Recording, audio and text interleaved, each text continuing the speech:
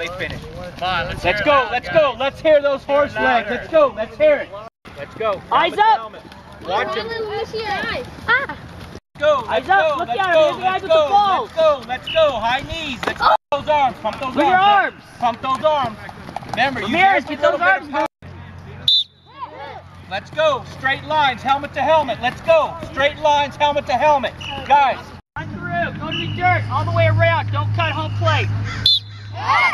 Everybody yell hit. Let's go. Everybody yell hit. Let's go. Let's go. Nice and loud. Let's go. Today and going on tomorrow, then I'm going to talk a little bit about the game Saturday. Today, it's a lot of offense. Take a knee. Mr. Scott, take a knee. Larson, take a knee. A lot of today is going to be offense. And what's important for us in offense, Coach Byron and I are going to be on the sidelines like we are in the game. Because now, from here on out, we're going to be calling in the signals to the quarterback, who's going to give them to you guys in the huddle. So we're either going to call them in, like if Isaac knows that split eye right is 5, I'm going to say 5. He's going to run it in. Or we're going to have some wide receivers or the reserve running backs running in the plays.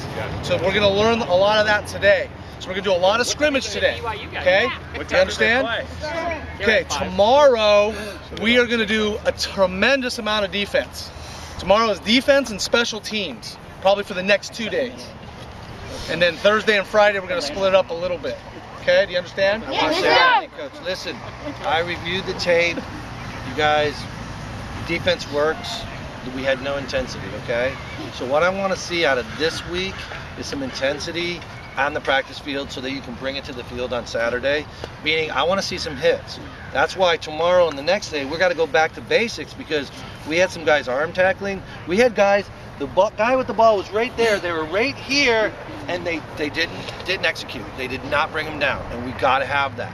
So let's be aggressive tonight on defense. If you make a mistake, let's not worry about the mistakes right now. Let's worry about being aggressive. I want to see some hard hitting tonight if you're playing on defense. It's an offensive day, but that doesn't mean you just get to go around on defense. I want to see some hard hitting. Okay, yes, gentlemen? Sir. You know what? Hard hitting, hard practicing every single second you hear at practice, whether you're playing offense, defense, 120% every single moment. Not just this week, for next game.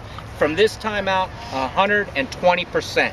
All right, 120%. Nobody slacks anymore. All right, get on fire, get mad, and do your job until the whistle blows. Yes, sir. Guys, hey, the oldest additive in sports, you know what it is? Anybody know? Aggressiveness. However you practice on the field is how you will play the game. So if you take it easy out here, it's going to translate right to the football field. So how hard you tackle here and doing the right things on the field and breaking down, it's got to happen here first, or it isn't going to happen on the field, because there is no magic light. I can't walk over to coach and say, you got a key, and turn it on. If you don't do it here, you won't do it over there. Well, that's why we say that's why we say there's one speed. What is it? If you guys practice at practice speed in the game time, your mind is already kind of on that mode. It's hard to gear up. If you guys learn one thing from that game with Santa Margarita, the only difference was did you guys hear those running backs running through the line? The guys, were they intense? Were those guys grunting like a bunch of pigs? They were coming through the line and they were making sure they were running people over, weren't they? Do you guys think they got that position because they didn't do it in practice? No. Right. Here's one thing I like about you guys. I heard a couple coaches talk to me. Look at me. I heard a bunch of coaches talk to me this weekend, and they had 2 complaints about their teams. They didn't feel like their team was all that motivated and pumped up and psyched up and ready to go. I don't feel that way with you guys. You guys have a lot of energy. You guys are pumped up, ready to go. You guys say yes, sir, a lot. This guy says yes, sir, no, sir, every single time. You guys are pumped. So we have that going for us. Now we need to put on what Coach Byron and Coach Ort said the very couple of practices, up here. Now football begins up here. You understand? And once it's up here, now you got to be very intense. I'm going to give big kudos to Eslick for Saturday. He came alive and he lit a few people up on tackles. I want to see that out of you every game, which is awesome, and I want to see the rest of you guys really fire up and take off. I want to start saying, oh yeah, I saw number 8 out there, he crushed people. That's what I want to start saying about you guys individually, you understand? Yes, sir!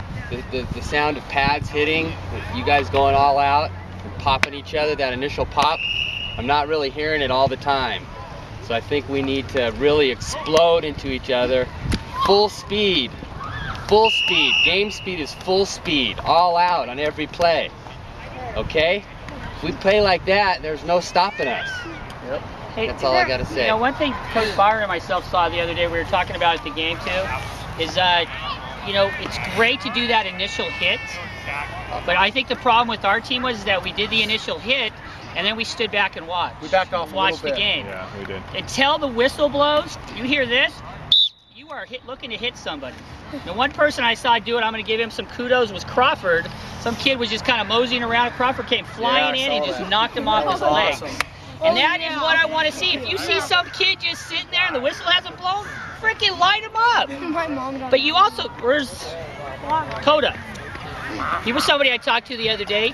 Downfield, he made the initial block on his cornerback, and all of a sudden we had to reverse field and the play came up behind him. Well, instead of going to hit somebody, remember we talked about that? He kind of looked and watched.